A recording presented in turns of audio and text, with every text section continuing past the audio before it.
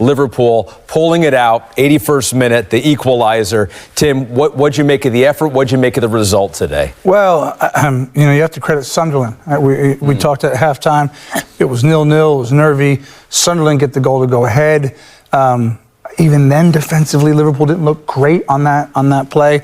But yes, they're at home. I talked about the Anfield crowd. They're going to will their team to push forward. Sunderland at that stage, even though they're a newly promoted team and they've done really well, this is still a give me for them. So they had the ability to go 1-0 ahead and say, okay, well, we're going to hold out here. And if we win, we win. If we draw, we draw. But that's still a good result. Yeah, and one of the biggest things you saw the players walking off the pitch then for Sunderland, and obviously got the smiles on their face, but then you look at Xhaka, there's the disappointment that they didn't win at Anfield. Yeah. And that tells you where they are at the moment. And I think what we've seen with a number of teams this season is they've prioritised defending. And Sunderland are a key to that. You look at all the players playing in this team for Sunderland. I'm sure you played with some wonderful defenders, but you also will have played with some defenders that didn't necessarily want to defend. They wanted to go forward. This Sunderland team, they love to defend. They love to defend. They love to put their body on the line. You see all the different players for them, and they have adjusted to the Premier League unbelievably well. And I think what sets them apart from a number of teams in the Premier League is that they still value defending, and there's a number of teams that don't. So Sunderland are going to be very, very difficult to beat because in the manner in which they go about games. Liverpool, 8th in the table right now. You keep waiting. Maybe the defending champions will figure it out at some point. Better defensively at times here lately. Where are we with them right now? Is this a season where they will get some momentum? They will, and they're playing better. But it's not a quick fix. I mean, I think from where they were, which was pretty low, it's not going to match. You just can't turn the faucet off and on. This is going to take some time. Virch looked better, albeit at own goal today. He got himself in and around dangerous areas. Does the Mo Salah balance work for them? Again, defensively, I thought they were a little bit more solid. You mentioned that. So this is going to get better. Yeah, it will, but it's not going to be overnight. Speaking of Mo Salah, second straight game starting on the bench, did get into this one in the second half. What did you see from him in the second half? Obviously, you know the danger that he brings straight away when he comes on. He'll draw 2 or 3 of the opposition players, so that frees up his teammates. But I just think they're in a really awkward spot at the moment. Liverpool at their best over the years play with unbelievable intensity. I'm not seeing that at the moment from Liverpool. That's what set Liverpool apart from so many teams. What they would do, we know they had the quality, but when they come up against tough defences, their intensity would get the first goal, then they would get the second goal and the third goal. I'm just not seeing that at the moment now. For me, they look as though they're a little bit tired. They seem to be second to so many of the balls, and that includes today against Sunderland. The one thing missing for them, Tim, is what? I think the magic of Mo Salah, because at their best, when he goes and he's firing on all cylinders, everybody else is better. So I know it's a lot of pressure on him, but he can handle it. All right, 1-1 the final in this one. You heard the call from our guys, John Champion, Graham Lasso. We welcome you guys back in. Well done, as always. We started the day talking about these two teams. Very, very surprising. Maybe we shouldn't be surprised by the result. 1-1 at the end of it all. No, perhaps we shouldn't, although we should really be talking about a different result, because Wilson Isidore has to score, doesn't he, at the end? Well, Chiesa did brilliantly to get back, and he just about did enough, didn't he? But what a goal that would have been right at the end. And you can imagine the atmosphere, the shift. You know, the Sunderland fans have been magnificent. Liverpool fans got behind their team. But if that goal had gone in, I think we would have heard a pin drop. Yeah, 2 wins in 9 in the Premier League now for the reigning champions, who are 11 points off the pace. Yeah, and they're a shadow of last season in so many different ways, and actually coming to the game and seeing the whole game from up here, you realise that they're just not functioning in possession. They're not functioning at the level that they were, and they're not getting the best out of a lot of their players, and in particular their new players. And then out of possession, there's a hesitancy about the way they play, which gets their opponent off the hook. And the combination of those two things just leaves this sort of average sort of performance that you see from Liverpool, and you don't expect. Getting a bit bored by it now, so come on, enough on Liverpool. Show Sunderland some love. Oh, absolutely fantastic. Danny and Tim mentioning it there about their energy, their hard work, but they do it in a very disciplined way. They don't just run around, charge around and say, you know, we're new in the Premier League, we've got to work harder than our opponents. They're controlled in the manner in which they do it, so they're happy to sit back and stay deep when they need to. But my goodness, if they get the chance to break, they do it really well. They stay explosive, they keep their energy, and I think the best example of that is Isidore. Roof's winning the ball. He could try and waste some time, but no, he launches it forward and nearly gets his team the win. Yeah, absolutely. So it finishes one apiece. That win, the first win here since 1983, remains elusive for Sunderland. Good morning to Darren McCanty. So a little bit more there on Van Dijk. Jamie Redknapp there wasn't so sure. You're defending him there. You think that maybe, do his teammates need to do more to help him? What we're not focusing on there in the clip is, look at Konate before that. He's like Bambi on ice trying to win a header. If he does his job, Van Dijk's partner, and clears that out, you're never in that situation in the first place. So he's now making up for Konate's mistake because he gets beaten, the ball gets knocked down, and then Van Dijk makes the mistake of passing it straight to their player in a moment of panic with everything going on. Look, Virgil van Dijk's been a world-class player for years, one of the best defenders the Premier League's seen for a long time. He's having a tough period of time, but I would also argue he's dealing with a lot around him. I'm not trying to make excuses for him because he hasn't been perfect, and last night was another example where you'd say put your body on the line, go out and meet the player, go out and block the shot properly as opposed to backing off, which is a big thing that he does. I'm not a technician, so I'm not going to teach one of the best defenders in the world how to block a shot or how to defend, but I would always say look at the circumstances, and it's very easy to kick a player when they're down. Confidence is a funny thing in any sport, and Jamie's right about being fragile. Liverpool are fragile, they're having a moment. Their captain's having a moment, but he's also looking around the dressing room, he's looking around the 11, and he's seen a different right back one week, a different left back one week, a goalkeeper with hamstring issues where they've got to change a goalkeeper. He's got a partner next to him who keeps getting played, who really, if we had another central defender, would probably have been dropped already because he's been one of the probably worst performers this season. So there are mitigating circumstances for what's going on. Never mind the midfield in front of him who aren't doing enough to close down the opposition as well. So it's not just a Virgil van Dijk issue. This is an overall bigger issue since the summer. The first half performance was considered lacklustre. Flat, lacklustre. Yeah, lacklustre. What do you put that down to, though? I think they're struggling within themselves. They went to West Ham, did a job, got a result they needed to get. It was like a get win quickly fix, which worked. And then obviously they're back at Anfield last night. Last time they'd been there, they obviously got stuffed by Nottingham Forest. So the pressure's on the players. I think a lot of players are struggling to adapt, particularly the players who moved in the summer. I think everything going on at Liverpool since Jota passed away, God bless him, it hasn't been an ideal summer from a recruitment perspective with, Isak obviously not fit, not up to speed quick enough. I think the biggest issue for me was not replacing Luis Diaz. I think that's been a big problem for Liverpool. And then Mo Salah's not sudden decline, but the fact he's looking a year older. Those wide areas were our strength. They now look like a weak area for the team. So Slot's got a lot on his plate. The owners have got a lot on their plate. But as a Liverpool fan, I'll tell you this.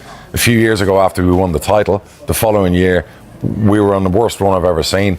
We ended up getting top four and then we won the title a couple of years later. So this is football. Confidence can be fragile. And 8th in the table, it is only 2 points off the top four. And top four, given that Slot won the title last season with that credit in the bank, top four might be enough, and of course there's still Europe and FA Cup to come. Yes, I mean obviously, Champions League is a consideration. They'd love to win that. The title's probably gone, being 11 points out of it so soon in the season, and you don't see an Arsenal or a Man City giving up that kind of a lead, and I still think Man City might pip Arsenal. But I think more importantly is bet those new players in, get confidence back in the group, start winning at Anfield again and making that the place everyone used to fear going to. I'm watching Sunderland be quite comfortable at Anfield last night. That's unsettling. To see Nottingham Forest beat you score 4 past you, that's unsettling. People are writing off Slot. He's under a lot of pressure. Slot ball, they want to talk about, was a Jurgen Klopp's team last year. I think it's harsh. I would definitely be on the side of, you give that manager as much time as you can. I think he deserves that. He's got enough credit in the bank. And those newer players, particularly Isak, get your act together. It's time now to show up.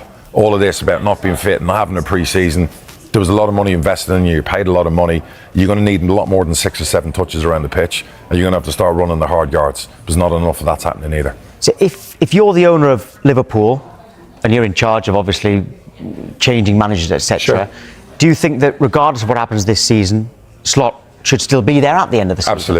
Absolutely. Unless some disastrous reason Liverpool are what would 7, be a 8. disaster for Liverpool, do you think? What would make it that bad? Going into January, February, where basically Liverpool are 6th, 7th or 8th and 10 points outside of the Champions League would be a disaster for a club that size, and the investment that was made in the summer, even though they sold a lot of players. And people forget, I think it was 10 players that left. They talk about the 400 million spent. It was also nearly 300 odd million brought in. Yeah. So a lot of changes needed to happen, a lot of restructure needed to happen. The biggest problem Liverpool have got is the system, is betting those new players in, not looking themselves out wide. Things like that make you uncomfortable. You know, Liverpool's biggest strength was out wide, and you're looking this season, you're looking whether it's Salah, Gakpo, it's not working out wide. Now you got Wirtz, and you got to find where are you playing him. Sometimes he's playing off the left, sometimes he's playing in the centre, sometimes he's in a free role. Bed those players in, knuckle down, and dig out more results. They got to get a result against Leeds. They go to Leeds and have a disaster, and Leeds had a great win last night. He's under pressure again. People like Van Dijk will be in that dressing room now saying to the players, we can't make those mistakes that we've been making all season. It's time to clean it up. Sunderland had a great game plan last night. A lot of respect. I know it's your club. Nobody expected them to come to Anfield and nearly nick it in the 90th minute and be so comfortable. Liverpool showed up. Right there. Liverpool showed up in the last 10 minutes, and that was great. But we needed them to show up at Anfield for 90 minutes. That's what the crowd expects. I expect that will happen very soon, and they will win 4 or 5 in a row. My biggest concern for me would be out wide, and obviously the number 9 that you want to go with. They've spent so much money on Isak, it's almost by default he's in the team, and his performances haven't merited him being in the team at the moment. Well, Sky Sports are partnered with Analyses, an app where passionate fans share their opinions on their club. If you want to represent your club, scan the QR code on the screen now or visit the Sky Sports app for more details. Let's speak to Liverpool fan Connor Ray now. Good morning, Connor. Now, you'll have heard Jamie Carragher say it felt like another step backwards for Liverpool last night. Do you agree with that? Yeah, I mean, I don't see how we could not agree with that, right? I noticed it's you smiling this morning, Tom, instead of me for once. It was another poor result at Anfield for us, and after the West Ham performance, as Darius just said, it was an unacceptably lacklustre performance from us as well. That first half, as I think Carragher described it on Co-Coms as sleepwalking towards a loss and sleepwalking towards another poor performance, and that's exactly how it felt. It was like the first half of the Man City game, and after the recent losses we've had, you just want the players to come out and to show a bit of fight, to show a bit of willing, to get involved in their duels, to get involved in the tackle, and there was none of that present again last night. Well, it's interesting there you used the word unacceptable. Regis Lebris after the game said Sunderland were surprised by the time and space that they had to play. I'm sure you'd describe that as unacceptable too for Liverpool side at home. Definitely, and it's something we're not used to as well. You know, this team, you look at the spine of the team is still the same, right? The same team that played under Klopp and was renowned for not giving teams space at Anfield, for pressing high up the pitch, winning the ball back that high up and creating chances from there. That sort of that gegenpressing football, and teams feared coming to Anfield as well. Now, I know that's not Slot's tactics. I know that he likes to try and control the game a bit more and press in moments instead. But when we seem to be playing with the same sort of arrogance that a 2018 Man City team that we're playing with that just achieved 100 points in the league, and we're not that side. We might be Premier League champions, but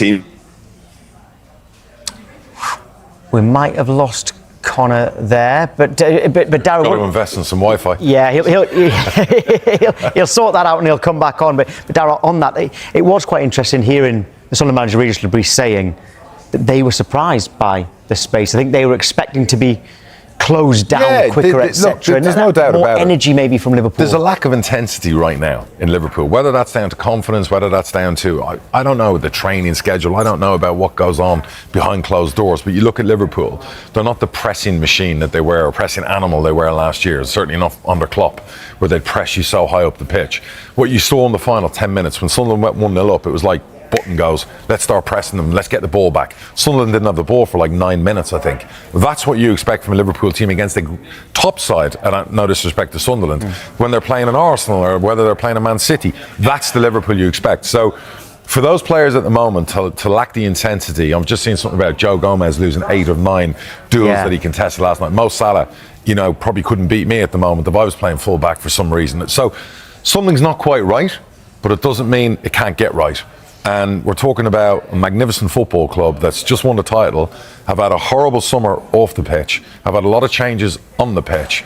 And for that, I'm one of those people that we give them more time. I'm going to give them the benefit of the doubt and stick with them. Because it's easy to say, it's horrible to watch, it's lacklustre, the manager doesn't know what he's doing, the intensity's gone from all of the players, he's lost the dressing room. That's just the easy narrative, and the narrative the media like to spin and put more pressure on. We don't know if he's lost the dressing room. It's nonsense. There's no way we can know that. He hasn't. The bottom line is they've got to go back to work. I always say, it's a saying of mine, goes back in whether it's in sports or off the field, on the field, is that the harder you work, the luckier you get. And when you're in real moments of challenges in your life, dig in and work harder. I say the same to my kids every day. When I was under the most pressure in my life, I always found work even harder, and I came through it. Because if you just wave the white flag and you give up at that point, well then everyone wins. And I don't think anyone's going to win this time. I think Liverpool will come through this, and it'll make them stronger. And I do hope Slot comes through it. The stat that you just said there is, I'm not a massive stats man, but these are actually quite interesting. You're right. So Joe Gomez lost 8 of his 9 duels. Yep. Salah lost all 4 of his in the second half. Dominic Szoboszlai won 1 of 5 ground duels. He's played, by the way, and Szoboszlai has been one of the positives this season. He's the one people have been praising the most. You don't want to get He's him been dragged shifted. down. He's been shifted. He's like a utility player. Can you I suppose, defend him in that sense? That he's been right back, central midfield. Square pegs, round holes. I hate that. One of my biggest bugbears with managers of mine over the years. I hate square pegs, round holes. We've got a left back, let's play him right wing. We've got a right winger on, we can play him as an 8. At the end of the day, play your right back as a right back, play your right winger wide right. You know, put people in their positions. A club the size of Liverpool shouldn't need utility players filling in. That right there is one of the biggest problems we've had going into this season. That every right back we have seems to be made of glass or has got an issue. You know, there's too many changes. I don't know Slot's best 11. I don't think you do. Think he does? I don't think he does at the moment. That's a problem. You could ask Arteta, he would know his best 11. 95% of those players are going to play in the big games. You know that. It seems like the players who do come in when there's an injury know their jobs. No, absolutely. Know their jobs. And Liverpool's biggest problem isn't just Van Dijk. McAllister's been below par this season. So many of their top players, Gravenberg hasn't been anywhere near the standard of last year. So many of their top players have fallen way below. What do they say about climbing a mountain when you're a champion? You win, you climb the mountain. It's tougher to go back down it and go back up again, or even to stay up there. That's where you give respect to Man City, winning so many titles for so many years in a row. Liverpool haven't quite. We waited a long time to win a league title. The back-to-back seems to be the next big thing we need to obviously change. So, look, it's not all is lost. They can have a great season. They can win the Champions League, finish top 4. You know, right now, it feels like it's the end of the world. It's not. Mikel Arteta has made it clear that Arsenal will need to unleash their complete player against Bayern Munich. The Gunners host the German champions at the Emirates Stadium on Wednesday, and one man in particular could be decisive. Ebereki Eze, described as a very complete player by teammate Mikel Merino, is emerging as one of Arsenal's most dangerous weapons ahead of their Champions League clash with Bayern. The 27-year-old announced himself in North London with a stunning hat-trick in his first derby since arriving in a £67.5 million move from Crystal Palace. His 3 brilliant goals dismantled Tottenham, and truthfully, he could have scored even more. Merino believes every one of Arsenal's 8 summer signings has lifted the squad's level, helping the team build a 6-point lead at the top of the Premier League. But Wednesday's matchup is different. Bayern Munich, the reigning Bundesliga champions, represent the toughest test yet for Arteta's side. Speaking after the win over Spurs, Merino praised Eze's qualities and hinted at the impact he could have in such a high-stakes European battle. "We've brought in a lot of players who can make a difference. But you can see that other teams have spent big as well," the Spain international said. "Individual brilliance can win matches, sure, but in the end, it's the team that matters. If you have great players who don't connect, that's a problem. The good thing about this group is that everyone thinks about the team first." When asked about Eze specifically, Merino didn't hesitate. "I think he's incredibly complete. He can dribble, he can pass, and his technical quality is outstanding. In Spain, we always talk about players who can connect with others. He has that naturally. He grew up with that instinct to link play, move the ball, and build relationships on the pitch. He also has the mindset to get involved, demand the ball, and influence the game. At the same time, he's strong, he can take players on, and he can finish. He's a truly complete signing." Merino also touched on how the modern game often reduces players to simple numbers. "These days everyone judges players by goals and assists, that's just how it is. But as footballers, we see the deeper qualities he brings, the technique, the movement, the intelligence. Even in training, you can tell immediately how special he is. Yes, he's scoring goals, but he's much more than that. He's an exceptional player, and we're incredibly lucky to have him. He can play in several positions and adapt to different systems. He's been a huge addition for Arsenal." Beyond the technical qualities, Merino believes Eze's attitude, and the healthy competition within the squad, will be crucial in Arsenal's title push. You can hear the calm in Ebereki's voice and see it in the way he carries himself. He's confident, grounded, and every morning we sit together in the sauna at the training ground and talk about everything, he added with a smile. "He's a great guy, already fully integrated, and we need players like him." competition is fierce. There's so much quality in this squad. That's exactly what the manager wanted, as many top players as possible, all ready to play. It makes his decisions tough, choosing who starts and who doesn't, but it also pushes every one of us to give our best in every session. And that's why we're improving as a team. As Arsenal prepare for Bayern's arrival, Arteta is facing one of the most delicate balancing acts of the season. The squad is healthy, competition is fierce, and expectations have never been higher. But behind the scenes, there is a growing sense that Iza's versatility and calm presence may be essential against a Bayern side known for controlling the tempo in big European nights. Arteta himself has hinted at Iza's importance without naming him directly. After the Tottenham victory, the manager spoke about the need for players who can break pressure, dictate rhythm, and stay composed when the game becomes chaotic. Those inside the club believe those comments were aimed at Iza as much as anyone. The coaching staff has been particularly impressed by how quickly he has adapted to Arsenal's positional play structure, a system that demands far more tactical discipline than what he was used to at Crystal Palace. Analysts at the club point to his growing influence not only in the final third, but also in build-up phases, where his ability to glide past pressure could help Arsenal bypass Bayern's aggressive midfield line. There is also an awareness that Bayern's fullbacks tend to push high, leaving spaces between the lines. Iza's skill set, sharp turns, deceptive acceleration, and precise final balls, could be exactly what Arteta needs to exploit those gaps. Outside the club, pundits have already started circling Wednesday's match as a defining moment for the £67.5 million signing. Some believe that if Iza can impose himself on a Champions League quarter-final against Bayern Munich, it will confirm his arrival among Europe's elite creative players. Former players have echoed that sentiment. Several ex-Arsenal figures, speaking on television over the weekend, highlighted the need for someone who can change the temperature of the match with a moment of calm or an unexpected burst of creativity. Iza, they argued, is one of the few in the squad capable of both. Meanwhile, Bayern Munich come into the match with their own confidence. Their midfield trio has been one of the most dominant in Europe this season, and they have shown a repeated ability to suffocate opponents early. That dynamic is precisely why Arteta may lean on Iza's composure. When the game tightens, Arsenal will need a player capable of slowing it down, protecting the ball, and finding solutions in tight spaces. Within Arsenal's dressing room, Mourinho's praise reflects a broader consensus. Senior players have reportedly been struck by Iza's humility and work ethic, qualities that have helped him integrate seamlessly into a squad that already had strong internal chemistry. Staff members describe him as someone who never forces the game and lets the match come to him, characteristics that could prove invaluable in a high-tension Champions League tie. As kickoff approaches, the narrative surrounding the match has shifted. What began as a test of Arsenal's resilience has quietly become a spotlight on whether Iza can elevate them in Europe the same way he has in the Premier League. For Arteta, the equation is simple. If Arsenal are to overcome Bayern, they will need more than intensity. They will need control. They will need creativity. And increasingly, they will need the completeness Iza brings to every phase of the pitch. Whether he starts in a wide role as a floating midfielder, or even as an interior playmaker, the expectation is the same. Iza will have to find the spaces others cannot, and influence the game in ways that statistics alone will not capture. The stakes are high, the opponent is formidable, and the spotlight is intense. But within the walls of London Coney, the belief is growing that this is exactly the kind of stage Ebereki Iza was signed for. Martin Odegaard is nearing a return to action after suffering a medial collateral ligament injury in Arsenal's 2-0 win over West Ham earlier in October. Yet, 3.5 years after Mikel Arteta named him captain, the Norwegian finds himself in an unfamiliar position. His place in the starting lineup is no longer guaranteed.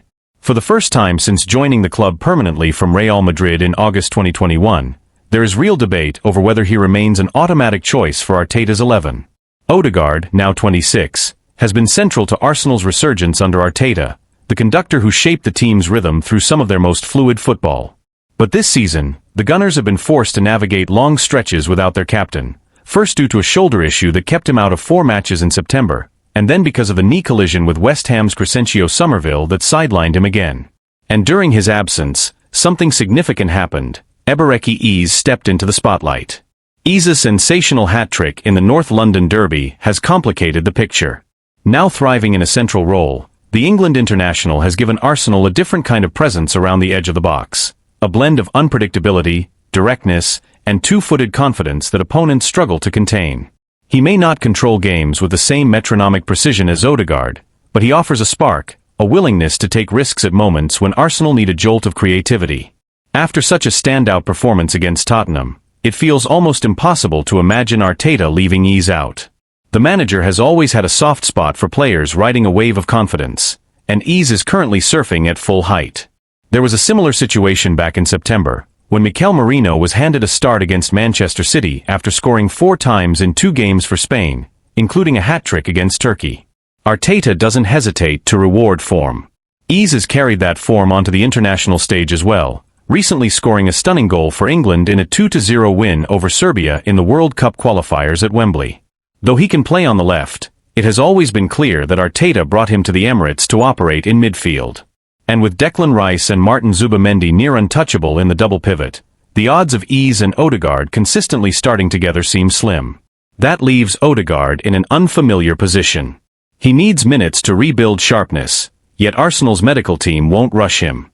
The plan is likely to ease him back through short substitute appearances before restoring him to larger roles. But even once fully fit, Odegaard faces genuine competition, because Ease has shifted the landscape. His arrival has raised the team's ceiling, and his performances have earned him the right to keep his place. Before the dismantling of Tottenham, Ease had scored only twice for Arsenal, one against Port Vale in the Carabao Cup and another versus his former club Crystal Palace, a clever finish that sealed victory. Now, with 5 goals across all competitions, he sits just 1 behind Odegaard's total from last season, when the captain made 45 appearances. Odegaard's 2023-24 numbers were outstanding: 11 goals, 12 assists, influence written across every competition. That is the standard he must match again if he wants to reclaim his spot, because Ease is hungry, confident, and eager to impress ahead of next summer's World Cup. Arteta will insist that Arsenal need both players at their best if they are to meet their ambitions in the months ahead. And with Kai Havertz also working his way back to full fitness, potentially slotting into midfield behind marquee striker Victor Gyökeres, the battle for places has never been fiercer at the Emirates. For Odegaard, the message is clear: he must rise to the challenge. His leadership and quality remain unquestioned, but he can no longer rely on reputation alone. If he embraces the competition and fights his way back into the side, his return could push Arsenal to even greater heights. And if the team has already reached this level without several key figures, the potential for what comes next may be even greater. Inside the club, staff members are quietly acknowledging that Arsenal are entering a new phase, one where no player, not even the captain, is immune to tactical evolution. Arteta has spent the past 2 seasons building a squad capable of sustaining pressure across multiple competitions, and the emergence of Ease is a sign that the manager's long-term planning is beginning to bear fruit. Depth is no longer a luxury, it is a necessity. But with depth comes difficult decisions. Arteta has always valued balance in midfield, and the contrasting profiles of Odegaard and Ease force him to reconsider what type of midfield best suits the team's ambitions in Europe and the Premier League. The technical control and spatial awareness that Odegaard brings have defined Arsenal's identity under Arteta. Conversely, Ease's dynamism, physical presence, and unpredictable touches give Arsenal a new dimension, especially against teams that sit deep or defend aggressively in central areas.